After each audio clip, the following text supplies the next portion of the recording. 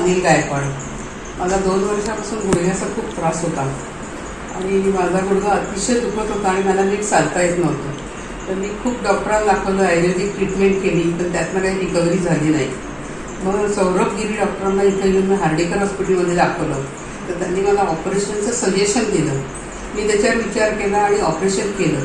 त्याने robotic operation केलं आणि फार छान झालं. 1 महिन्यात माझी पूर्ण रिकव्हरी झाली.